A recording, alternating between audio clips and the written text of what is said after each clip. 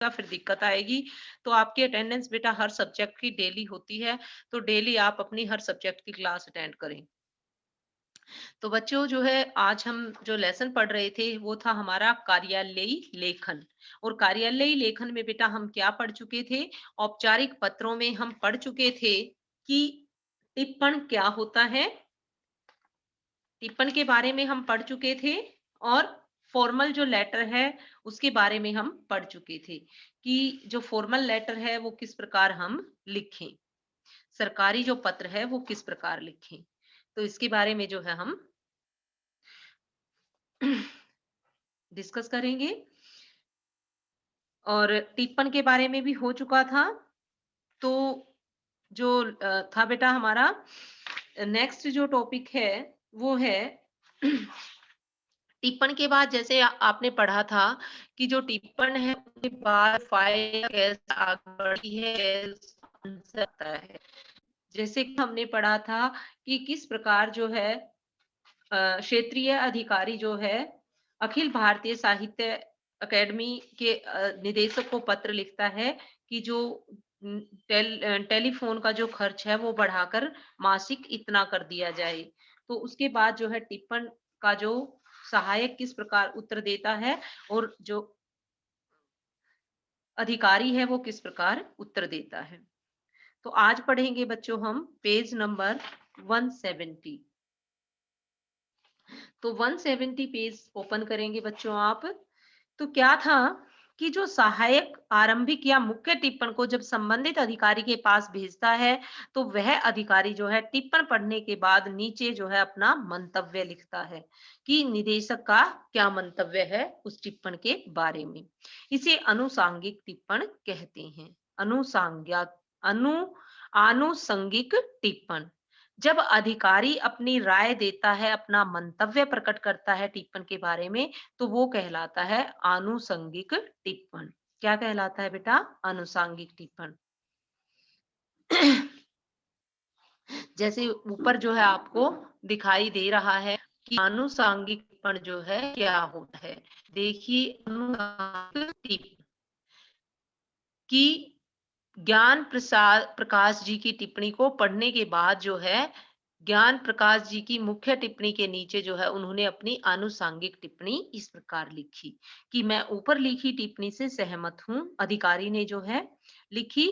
तो साथ ही इस ओर भी ध्यान दिलाना चाहूंगा कि मुंबई कार्यालय के निदेशक पिछले महीने से निर्धारित सीमा से अधिक खर्च करते रहे हैं, जो परिपत्र का उल्लंघन है। चूंकि परिपत्र में किसी प्रकार की छूट का प्रावधान नहीं है, अतः अतिरिक्त राशि निदेशक द्वारा तय होनी चाहिए। यह राशि निदेशक के वेतन से काटी जा सकती है। सहायक आरंभिक या मुख्य टिप्पण को जब संबंधित अधिकारी के पास भेजता है तो वह अधिकारी टिप्पण पढ़ने के बाद नीचे मंतव्य लिखता है। इसे अनुसांगिक टिप्पण भी कहते हैं और यह क्रिया अनुसांगिक टिप्पण कहलाती है। अगर अधिकारी अपने अधीनस्थ की टिप्पणी से पूरी तरह सहमत है तो इस प्रकार की टिप्पणी की आवश्यकता नहीं होती।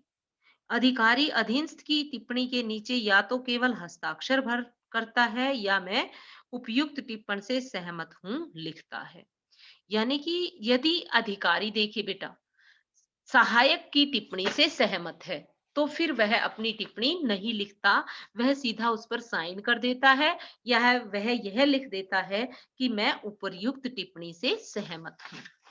और इसके बाद क्या है कि अगर अधिकारी अपने अधीनस्थ अधिकारी की टिप्पणी से सहमत नहीं है, अगर अधिकारी अपने अधीनस्थ की टिप्पणी से पूरी तरह सहमत है मगर उसे और सशक्त एवं तर्कसंगत बनाने की के लिए अपनी ओर से भी कुछ जोड़ना चाहता है तो वह अपना मंतव्य आनुषंगिक टिप्पण के रूप में दर्ज कर देता है। यदि अधिकारी पूर्णतः असहमत है या आंशिक रूप से सहमत है तो वह अपने तर्क और कारणों के साथ अपनी आनुषंगिक टिप्पणी करता है। तो देखिए जैसा बेटा हमने पढ़ा है कि यदि जो अधिकारी है वो सहायक की टिप्पणी से सहमत है तो वो सीधा हस्ताक्षर कर देता है या उस पे लिख देता है कि मैं सहमत हूं। यदि अधिकारी पूर्णतः असहमत है या आंशिक रूप से सहमत है, तो वह अपना तर्क जो है कारणों सहित आनुषंगिक टिप्पणी के रूप में लिखता है। अधिकारी को अधीनस्थ की टिप्पणी को काटने, बदलने या हटाने का अधिकार नहीं है। ये वह केवल अपनी सहमति, आंशिक सहमति या असहमति व्यक्त कर सकता है। देखिए, जो अधिकारी है वो अधीनस्थ की टिप्पणी को काटने, बदलने या हटा नहीं सकता। वो केवल अपनी सहमति, असहमति व्यक्त कर सकता है या थोड़ा बहुत सहमत है, तो वो भी जो है कारण सहित वर्णन कर सकता है आनुषंगिक टिप्पण में। आनुषंगिक टिप्पण प्राय संक्षिप्त होती है, लेकिन असहमति की स्थिति में कई बार इस प्रकार की टिप्पणी बड़ी भी हो सकती है। लेकिन अगर अधिकारी असहमत है, तो वो अपने कारण भी बताएगा, इसलिए जो है, जो आनुषंगिक टिप्पणी है बेटा, वो बड़ी हो जाती है। अब फाइल एक और सीढ़ी चढ़कर राजकुमार शर्मा जी की मेज पर आ गई, जो उप निदेशक हैं। यदि अधिकारी जो है असहमत है, तो फाइल फिर जो है उपनिदेशक के पास जाती है।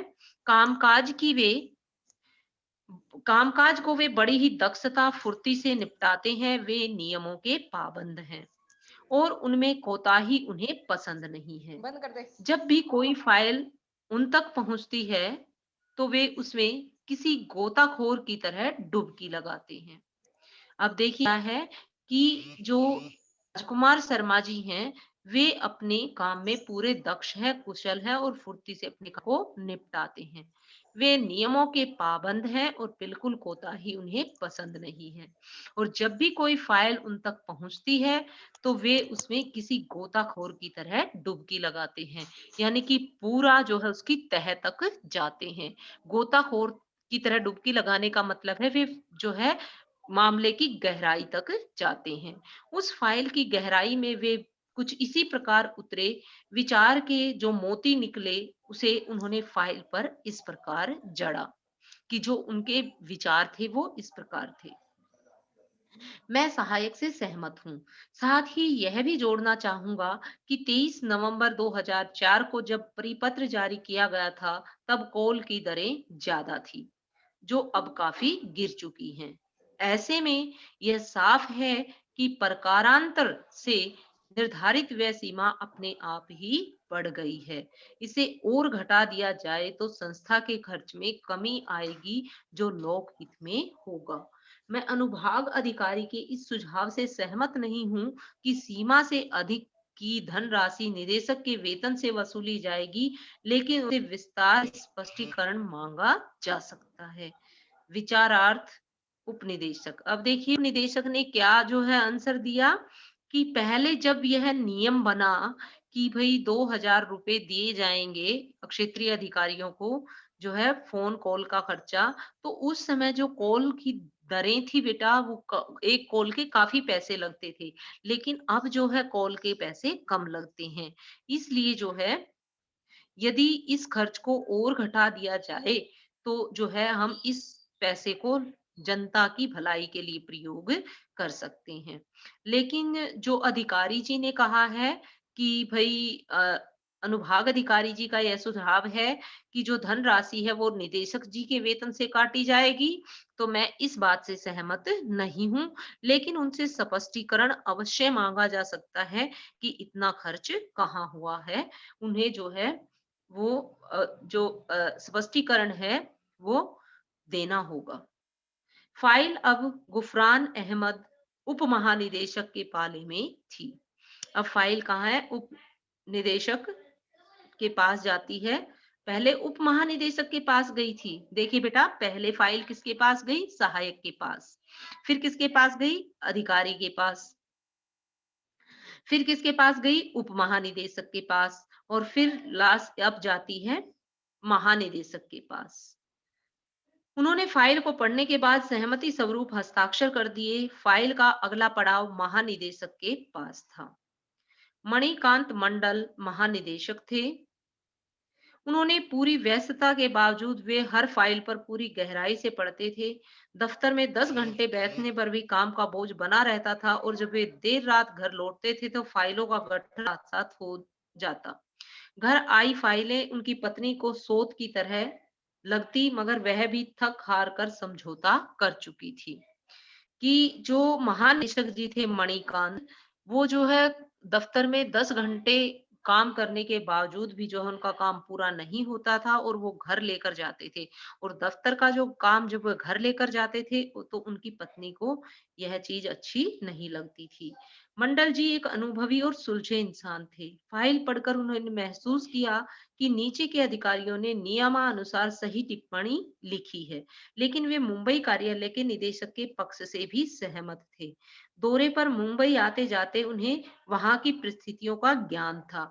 उन्होंने सोच विचार के बाद अपनी टिप्पणी इस प्रकार लिखी। तो उन्होंने जो है अपनी टिप्पणी में क्या लिखा कि प्रशासन विभाग के अधिकारी यो नियमानुसार सही टिप्पणी लिखी है, मगर निदेशक ने खर्च की सीमा के अतिक्रमण के जो कारण दिए हैं उन्हें भी नकारा नहीं जा सकता। अपने दौरों में मैंने यह पाया कि पिछले 6 महीनों के दौरान केंद्र की गतिविधियों में जो बढ़ोतरी हुई है उन्हें ध्यान में रखते हुए मोबाइल फोन पर हुआ खर्च उचित उचित प्रतीत होता है। खर्च की सीमा संबंधी परिपत्र तैयार करने के क्रम में अलग-अलग केंद्रों की विशिष्ट आवश्यकताओं को ध्यान में नहीं रखा गया था। मुंबई की तुलना अन्य स्थानों से नहीं की जा सकती। अतः मुंबई के लिए खर्च की सीमा बढ़ाकर 6,000 रुपए प्रति मास करना युक्ति संगत प्रतीत होता है। चूंकि मासिक व्यय संबंधी पिछला जो परिपत्र बोर्ड की अनुमति के बाद जारी किया गया था, अतः बोर्ड की अगली बैठक में इस पूरे मसले को प्रस्तुत कर उनकी अनुमति ली जानी चाहिए। अब देखिए, जैसा मैंने बताया था कि सबसे पहले ऊपर हस्ताक्षर होते हैं, फिर नाम होता है और फिर उसका पद होता है। उधर अपने पत्र का कोई जवाब न पाकर मुंबई केंद्र के निदेशक राकेश कुमार जी को चिंता हुई। उन्होंने महानिदेशालय को अपनी पहली चिट्ठी की याद दिलाने के लिए समरण पत्र या अनुस्मारक या रिमाइंडर भेजा, जो इस प्रकार था। अब देखिए बेटा, अब हम पढ़ेंगे किसके बारे में। हमने टिप्पण के बारे में पढ़ा और सरकारी पत्र के बारे में पढ़ा, जो जो है अखिल भारतीय साहित्य अकादमी को लिखा गया था अक्षेत्रीय अधिकारी के द्वारा, कि किस प्रकार जो है पत्र लिखा जाता है। अब हम समरण पत्र या अनुस्मारक के बारे में पढ़ेंगे। अब जब काफी दिनों बाद जो है क्षेत्रीय अधिकारी मुंबई को जो है जवाब नहीं आता अपने पत्र का, तो वो जो है स्मरण पत्र लिखते हैं, अनुस्मारक लिखते हैं। अनुस्मारक क्या होता है या समरण पत्र क्या होता है, ये जो है आ सकता है क्वेश्चन, कि जब किसी पत्र, ज्ञापन इत्यादि का उत्तर जो है समय पर प्राप्त नहीं होता, तो याद दिलाने के लिए जो है अनुस्मारक पत्र भेजा जाता है। इसे स्मरण पत्र भी कहती हैं। तो अब देखिए बेटा, स्मरण पत्र या अखिल भारतीय अनुस्मारक का जो है लिखने का तरीका है। तो सबसे पहले जो है फाइल संख्या उसने लिखी है लेफ्ट हैंड की तरफ। फाइल संख्या मुंबई 5/2005 372। और राइट हैंड की तरफ जो है उन्होंने लिखा है 26 अप्रैल 2005, यानी कि डेट मेंशन की है राइट हैंड की तरफ। और लेफ्ट हैंड की तरफ जो है उन्होंने मेंशन किया है कि फाइल संख्या। फिर है सेवा में जो है, उसके बाद जो है उसका पद है जिसको आप पत्र लिख रहे हैं। सेवा में महानिदेशक, अखिल भारतीय साहित्य एवं संस्कृति संस्थान। फिर एड्रेस दिया हुआ है कहाँ पर है ये। फिर विषय है मोबाइल फोन पर होने वाले व्यय के लिए निर्धारित सीमा। तो महोदय कृपया उपर्युक्त विषय पर इस कार्यालय द्वारा भेजे गए समसंख्यक पत्र का स्मरण करें, जो 15 मार्च 2005 को भेजा गया था। 15 मार्च 2005 को गया था। निवेदन है कि मोबाइल फोन की मासिक व्यय सीमा को बढ़ाने संबंधी इस कार्यालय के अनुरोध पर विचार कर कृपया आवश्यक स्वीकृति जारी की जाए। तो ये कहलाता है बेटा अनुस्मारक या समरण पत्र। जब किसी पत्र या ज्ञापन का उत्तर समय पर प्राप्त नहीं होता, वो तो उसे याद दिलाने के लिए अनुस्मारक पत्र भेजा जाता है। इसे स्मरण पत्र भी कहते हैं। महानिदेशक ने इस अब देखिए, इसका जो प्रारूप है बेटा, वो औपचारिक पत्र की तरह ही होता है, लेकिन क्या डिफरेंस होता है इसमें कि जो इसका आकार है वो छोटा होता है, क्योंकि इसमें हमने ज्यादा डिटेल देनी ही नहीं, बस रिमाइंड करवाना है कि हमने जो है उस पत्र, वो वह पत्र आपको लिखा था और उस पत्र में जो है आप उस पत्र का आपने उत्तर नहीं दिया। तो उस पत्र के उत्तर के लिए जो है मैंने ये लिखा है। महानिदेशक ने इस अनुस्मारक को गुफरान अहमद उप महानिदेशक, और अनुस्मारक के शुरू में पूर्व पत्र का हवाला दिया जाता है। शुरुआत में क्या कहा जाता है कि हमने जो है ये पत्र संख्या ये जो है आपको लिखा था उस तारीख को। जब एक से अधिक अनुस्मारक भेजे जाते हैं तो पहले अनुस्मारक को अनुस्मारक 1 और दूसरे अनुस्मारक को 2 और तीसरे अनुस्मारक को अनुस्मारक 3 इत्यादि लिखते हैं। तो अनुस्मारक या स्मरण पत्र लिखने का ये तरीका है। ठीक है, तो क्या बातें ध्यान रखनी चाहिए हमें अनुस्मारक या स्मरण पत्र लिखते समय? जब किसी पत्र, ज्ञापन इत्यादि का उत्तर समय पर प्राप्त नहीं होता तो याद दिलाने के लिए अनुस्मारक पत्र भेजा जाता है, इसे स्मरण पत्र भी कहते हैं। इसका जो प्रारूप है वो औपचारिक पत्र की तरह ही होता है, मगर इसका आकार जो है वो छोटा होता है। अनुस्मारक के शुरू में पूर्व पत्र का जो पहले पत्र दिया था उसका हवाला दिया जाता है कि मैंने उस तारीख को जो है आपको पत्र भेजा था और पत्र संख्या ये थी, लेकिन उसका कोई जवाब नहीं आया। और यदि क्या कह रहा है कि यदि एक से अधिक अनुस्मारक पत्र लिखे जाते हैं तो अनुस्मारक पत्र 1, अनुस्मारक पत्र 2, इस प्रकार जो है संख्या मेंशन की जाती है। महानिदेशक ने इस अनुस्मारक को गुफरान अहमद उप महानिदेशक के पास इस हिदायत के साथ भेजा कि मुंबई कार्यालय के निदेशक को एक अंतरिम उत्तर भेज दिया जाए। गुफरान अहमद के पास फाइल भी लौट चुकी थी। महानिदेशक ने निचले अधिकारियों द्वारा की गई अनुशंसा को बिल्कुल ही उलट दिया था। यह बात एक क्षण के लिए गुफरान अहमद को चुभी तो जरूर, लेकिन अनुभव ने उन्हें अच्छी तरह सिखा दिया था कि कार्यालय के दैनिक कार्य व्यापार में ऐसी उलटफेर होती ही रहती है और इसे खेल भावना से ही लिया जाना चाहिए। उन्होंने तय किया कि बोर्ड की स्वीकृति के लिए भेजी जाने वाली टिप्पणी के वे स्वयं ही तैयार करेंगे और राकेश कुमार को अंतरिम उत्तर भी खुद ही भेजेंगे। मुंबई केंद्र के महानिदेशक राकेश कुमार को उन्होंने एक अंतरिम उत्तर यानी कि अर्ध सरकारी पत्र डीओ लेटर के रूप में कुछ इस प्रकार भेजा। अब पढ़ेंगे बेटा हम अर्ध सरकारी पत्र। अर्ध सरकारी पत्र क्या होता है? देखिए मैं सबसे पहले पढ़ा हमने सरकारी पत्र, फिर पढ़ा हमने टिप्पण, उसके बाद पढ़ा हमने अनुस्मारक या स्मरण पत्र, और अनुषांगिक टिप्पणी भी के बारे में भी हमने पढ़ा था। और अब पढ़ेंगे हम अर्ध सरकारी पत्र कि अर्ध सरकारी पत्र क्या होते हैं। कि औपचारिक पत्र के विपरीत अर्ध सरकारी पत्र में अनौपचारिकता का पूर्ण होता है, इसमें मैत्री भाव होता है। थोड़ा सा जैसे जो सरकारी पद होता है बेटा, तो अर्ध सरकारी पत्र में थोड़ा सा बहुत अनौपचारिक होता है, ये इनफॉर्मल होता है। तो देखिए कैसे लिखेंगे इसे। सबसे पहले इसको अर्ध सरकारी पत्र या डीओ लेटर के रूप में इस प्रकार लिखेंगे। अखिल भारतीय साहित्य एवं संस्कृति संस्थान, सबसे पहले तो हम संस्थान का नाम हमें लिखना है, फिर महानिदेशालय कि किसको महा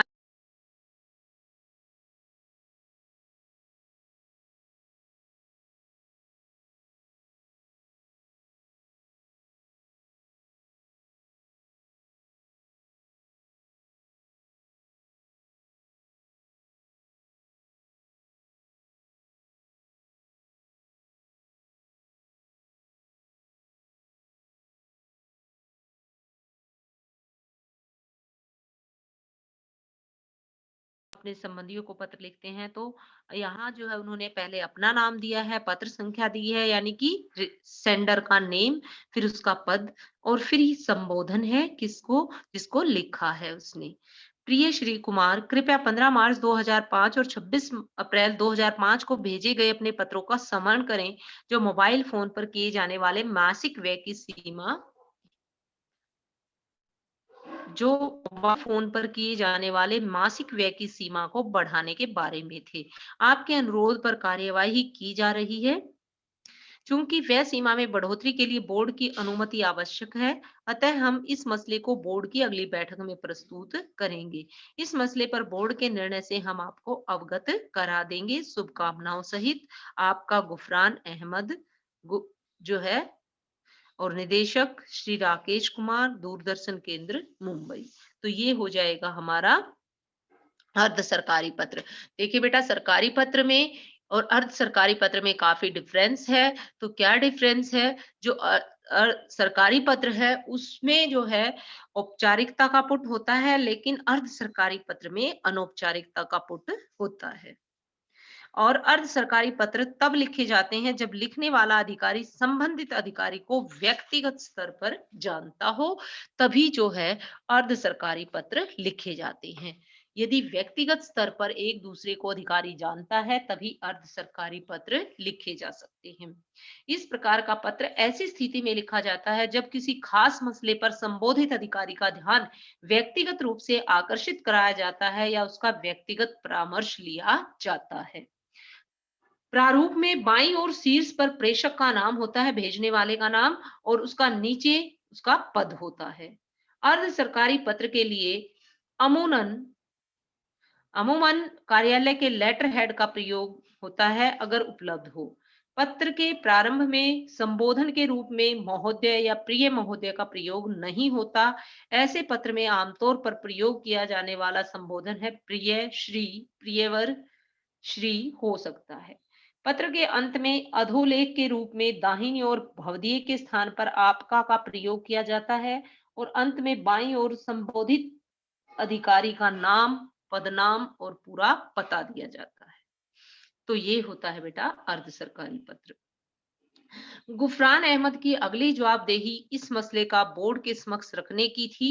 उन्होंने पूरी फाइल को विस्तार से पढ़ा और बोर्ड के विचारार्थ एक विस्तृत टिप्पण तैयार की, जिसमें पूरे मसले की पृष्ठभूमि और निदेशक के अनुरोध के औचित्य का विश्लेषण था और अंत में यह सिफारिश की गई थी कि मुंबई केंद्र के लिए सीमा बढ़ा दी जाए। टिप्पणी इस प्रकार थी। अब उसने जो है बोर्ड के सामने जो टिप्पणी प्रस्तुत करनी थी गुफरान अहमद ने, वो टिप्पणी किस प्रकार जो है बनाई। तो टिप्पणी देखिए बेटा कैसे। अखिल भारतीय साहित्य एवं संस्कृति बोर्ड की 55वीं बैठक की विचारार्थ प्रस्तुत टिप्पणी कि अखिल भारतीय साहित्य एवं संस्कृति की बोर्ड की जो बैठक होगी ये 55वीं बैठक होगी और इसमें जो बैठक के विचारार्थ प्रस्तुत टिप्पणी, तो बैठक में क्या जो टिप्पणी है वो प्रस्तुत करनी है, वो ये है कि विषय है मोबाइल फोन के लिए निर्धारित व्यय सीमा। बोर्ड ने 12 नवंबर 2004 को हुई अपनी 43वीं बैठक में निर्णय लिया था कि विभिन्न क्षेत्रीय कार्यालयों के निदेशकों को कार्यालय द्वारा प्रदान मोबाइल फोन पर किए जाने वाले व्यय की सीमा 2000 रुपये प्रति माह हो। बैठक के कार्यवृत्त का संबंधित अंश संलग्न है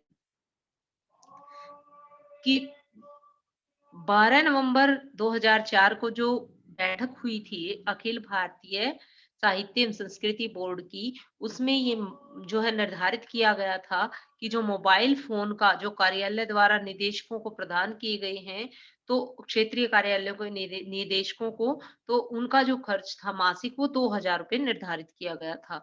यानी कि जो बैठक में जो डिसीजन लिया गया था उसकी जो कॉपी है वो भी इसके साथ संलग्न करनी है। बोर्ड के निर्णय का पालन करते हुए महानिदेशालय ने इस संबंध में 23 नवंबर 2004 को एक परिपत्र जारी किया था, जिसकी एक प्रति इसके साथ संलग्न है। एक फोटोकॉपी जो है इसके साथ अटैच है। एक प्रति संलग्न है का मतलब है एक फोटोकॉपी इसके साथ अटैच है।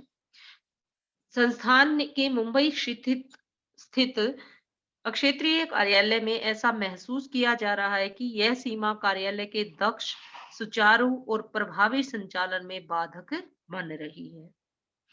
अब जो है मुंबई स्थित क्षेत्रीय कार्यालय से जो है ने यह महसूस किया है, तो यह सीमा जो है कार्यालय के लिए जो है मुंबई स्थित क्षेत्रीय कार्यालय के लिए यह पैसे कम है।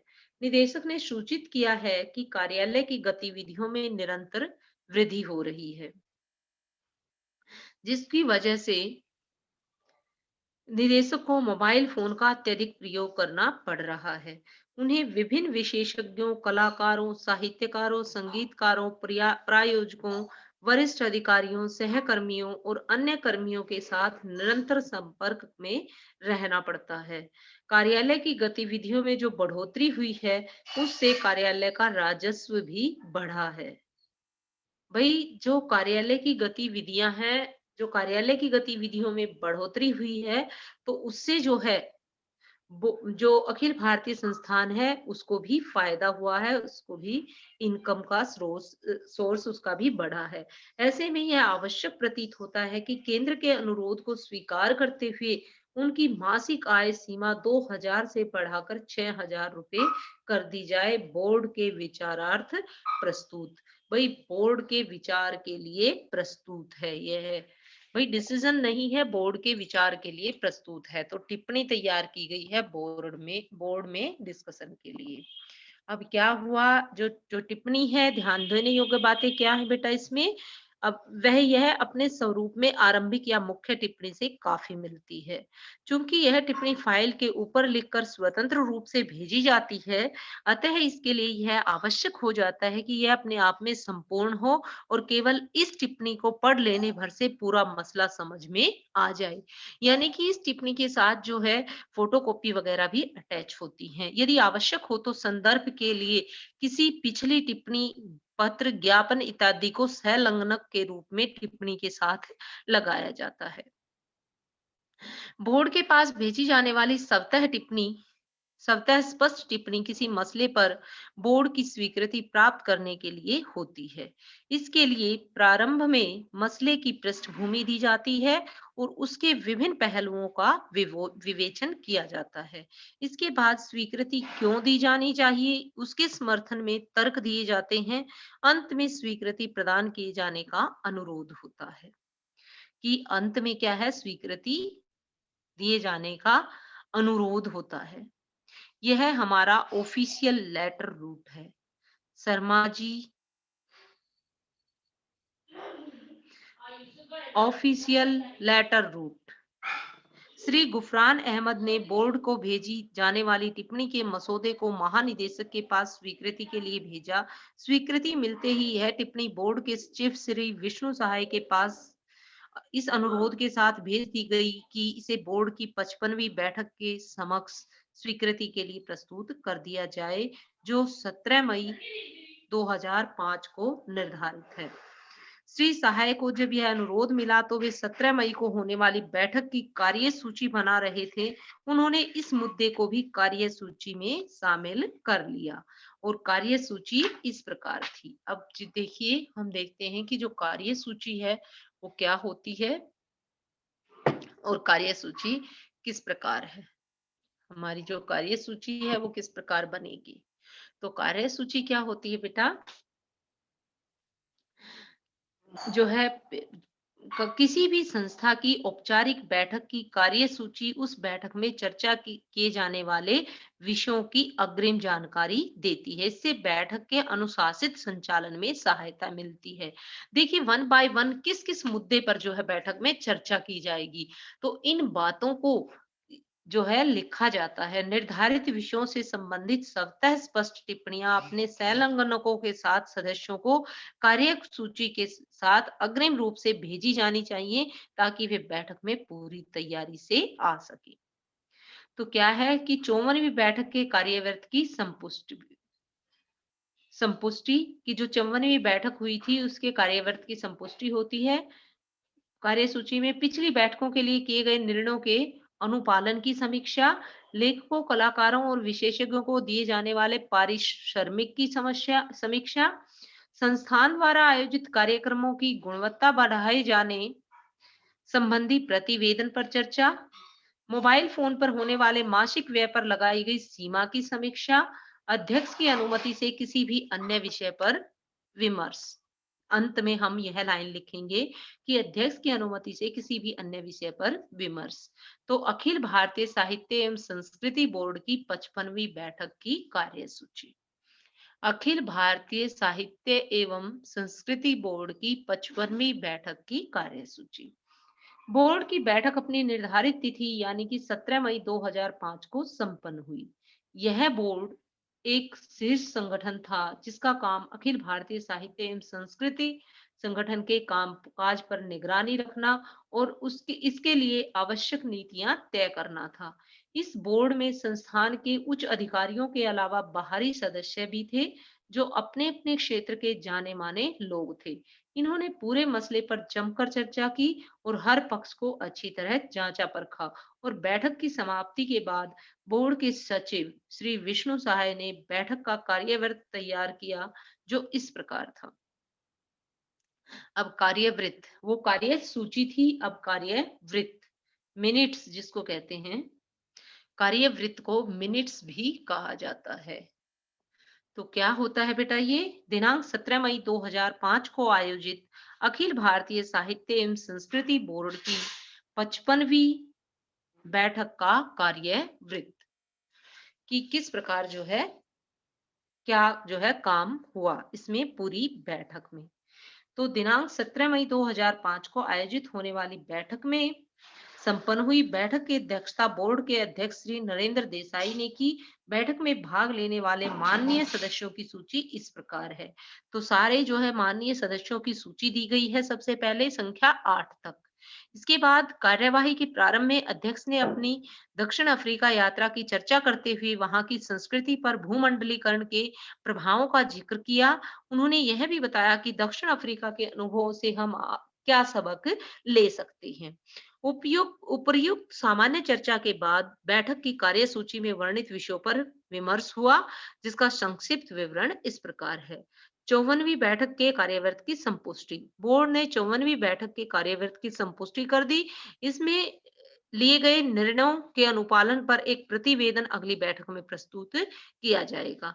दूसरा, पिछली बैठकों में लिए गए निर्णय के अनुपालन की समीक्षा। बोर्ड ने पिछली बैठकों में लिए गए निर्णयों के अनुपालन संबंधी प्रतिवेदन को विस्तार से समीक्षा की, जहां उन्होंने यह संतोष व्यक्त किया कि अधिकांश निर्णयों का पूर्ण रूप से अनुपालन हो चुका है। वहीं उन्होंने इस बात पर भी जोर दिया कि जिन निर्णयों का अनुपालन शेष है उन्हें अगली बैठक के पहले कार्यान्वित कर दिया जाएगा। लेखकों, कलाकारों और विशेषज्ञों को दिए जाने वाले पारिश्रमिक की समस्या समीक्षा भी हुई। बोर्ड ने लेखकों, कलाकारों और विशेषज्ञों को दिए जाने वाले पारिश्रमिक पर विस्तृत चर्चा की। ऐसा महसूस किया गया कि लेखकों, कलाकारों और विशेषज्ञों को दिया जाने वाला मौजूदा पारिश्रमिक 5 वर्ष पूर्व निर्धारित किया गया था, जो समय और परिस्थितियों के आलोक में अपनी प्रासंगिकता खो चुका है। अतः पारिश्रमिक की दरों में वृद्धि अति आवश्यक है ताकि अच्छे लेखक, कलाकार और विशेषज्ञ संस्थान से जुड़े रहें और उनका सर्वश्रेष्ठ योगदान संस्थान को प्राप्त हो। इस संबंध में बोर्ड ने संस्थान द्वारा प्रस्तावित नई दरों पर दृष्टि डाली और उन्हें संतोषजनक पाते हुए अपनी स्वीकृति दे दी। बोर्ड ने यह भी टिप्पणी की कि ये दरें अविलंब लागू की जाएं, अविलंब बिना देरी के लागू की जाएं। संस्थान द्वारा आयोजित कार्यक्रमों की गुणवत्ता बढ़ाए जाने संबंधी प्रतिवेदन पर चर्चा। बोर्ड ने संस्थान द्वारा आयोजित कार्यक्रमों की गुणवत्ता बढ़ाए जाने संबंधी राधानंदन समिति की सिफारिशों पर भी चर्चा की। बोर्ड ने महसूस किया कि इन सिफारिशों का जो अध्ययन है और भी गहनता से किया जाना चाहिए। इसके लिए बोर्ड ने श्रीमती देविका घोषाल सदस्य की अध्यक्षता में एक 3 स्तरीय समिति का गठन किया। समिति के अन्य सदस्य भी सुदीप हेम्ब्रम और श्री आर कृष्णा स्वामी होंगे। समिति अपनी रिपोर्ट 2 माह के अंदर देगी। अब मोबाइल फोन पर क्या चर्चा हुई बच्चों? मोबाइल फोन पर जो है क्या कार्यवृत्त तैयार किया गया?